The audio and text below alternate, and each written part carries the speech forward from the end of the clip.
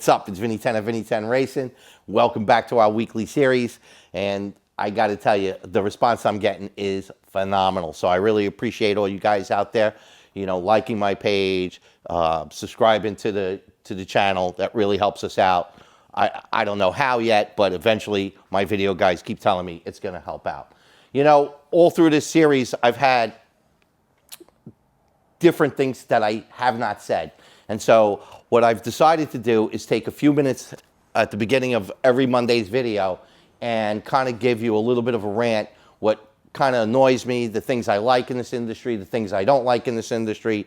And so today we're going to start that. So this is the Vinny rant right here. So can you imagine we're in the motorsports business, right? We're in the performance business. We're in the racing business, right?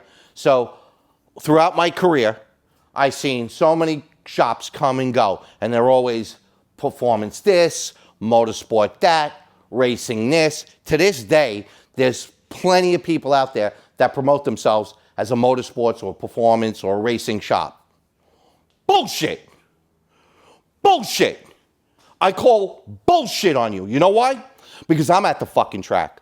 I'm at every track every weekend from basically April to November.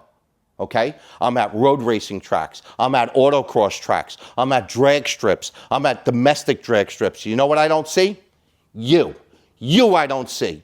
You and all the typewriter keyboards that bullshit about how fast their cars are, how good their work is, how quick their shit is, okay? How good their car handles, how many races they ever won.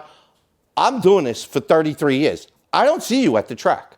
I don't see you. I don't see your cars. I don't even see your little flunkies. All the typewriter keyboards that are out there, I don't see you. Where are you? You're supposed to be motorsports this, performance that, racing this. I don't see you. I don't see you.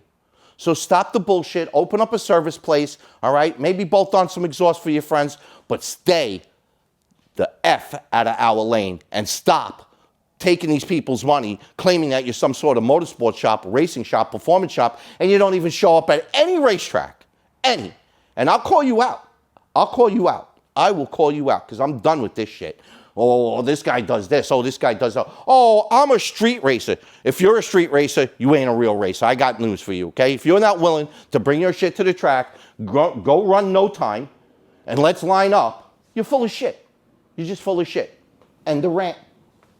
Anyway, so here we are, back at it. Last week was crazy, right? So last week we had the debacle with the Subaru timing gear. We had deliver the red Supra, get that finished, tuned, delivered out the door. I had the VQ35 that I was working on. I finally got both sets of heads done, even with all of that shit going on. So let's go see what's going on in the other shop, see what the install guys are doing, and I got a little bit of a surprise for you guys. Come on in. What's up, guys? Come on into a real shop, see what a real shop operates like, all right? Not one of those fugazi motorsports, racings, performance. I know all the guys that show up at a track. I know all the guys, whether it's road racing, drag racing, autocross racing. They all appreciate what I just said because you know you compete against these fucking charlatans that don't do shit, that are just keyboard. They got a nice website. You know what they got? They got $50,000 in money. Their fathers gave them the money. They put up a sign, and just to get them out of their house, you're a motorsports guy. All right, sure. Okay. Anyway, enough with that rant. Try not to get killed here. Enough with that rant. So you seen this car last week. Seen it delivered. Seen it on the dyno. We call up the customer. We tell him what he did. Super happy. You know what he says? Like everybody else, I want more. So with that being said, we had actually a used turbo that just came off another client's car. So he's going to be super happy because he's going to make a few dollars. And we're going to bolt on a used turbo. We're just repairing one of the broken holes in the back. We're taking care of that. Also, if you guys need transmission work on any manual Subaru trannies, we do that work. So if you need your transmission gearbox rebuilt, just let us know. Come in. We'll get you handled rather than buying a new box or a used box that you don't know. Lucas is a killer. That's the old turbo. This is the new right there. Bloush. Okay, big difference between the two.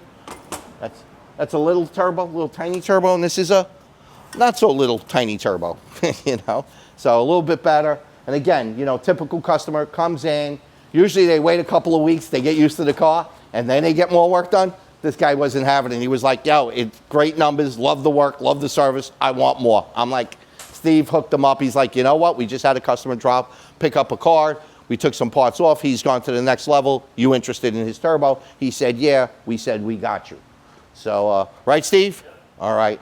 So, the monster, Yarrick.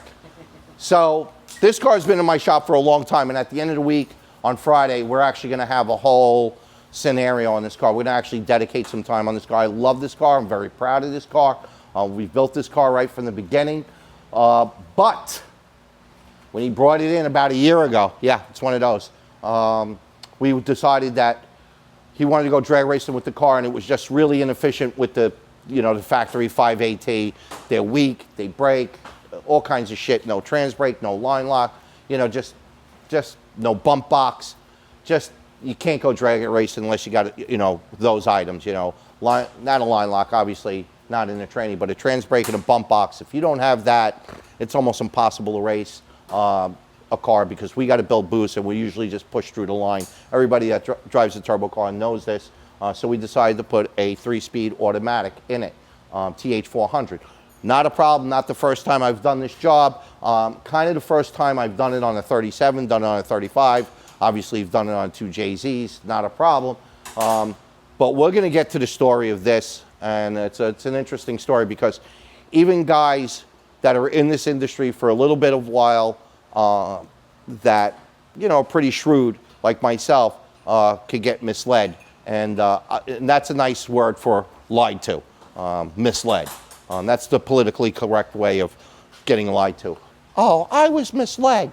So anyway, Yarrick is going to finish off this car this week. I think, sorry about the but we're going to finish off this car this week, get it on the dyno, and then get this right to the track. I guarantee you, I guarantee you, guarantee a 9-second pass out of that car. All right. Big Steve, Turbo Steve, finally not on the dyno, doing the second thing that he loves the most, which is wiring. So he's over here wiring Kenny's car. It's going along pretty good. I know he did, can you imagine? Can you imagine? You got all these Haltech packages, Haltech this, Haltech that. But we're going to tie it all together. He ran the harness. How far out you think you are, Steve? The harness is 85%, and we got a couple more things up front, and then I got to run the fuel line. So okay. The fuel pump wire, because it's the ECU itself is a PDM, so therefore it controls the fuel pump. Oh yeah, no relays, right? Power right to it. That's really nice. Ground to the fuel pump. Yeah, because all the relays now come from China, yep. And they're always failing, which actually we'll get on a rant about that. So it's all internal. Right, so it's all internal inside the box, which makes it nice. The last thing I'm going to say to you guys, I did say I got a little surprise for you. So we booked a little light this week, and it's actually on purpose.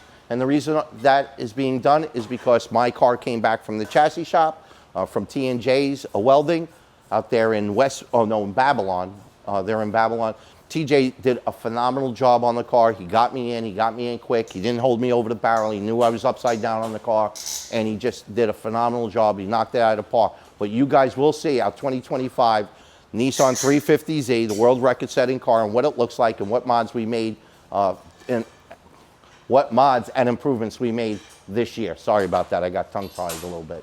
And I think you guys are, I'm looking at it, so I think you guys are going to like it. I liked it when it came back, and I was like, yeah, it's starting to look a little like a race car. It's getting away from the street car a little bit and starting to look a little bit more like a race car. So anyway, you guys come back for that on Friday, and we will show you the new 2025 350Z, and hopefully for another year and another knockout.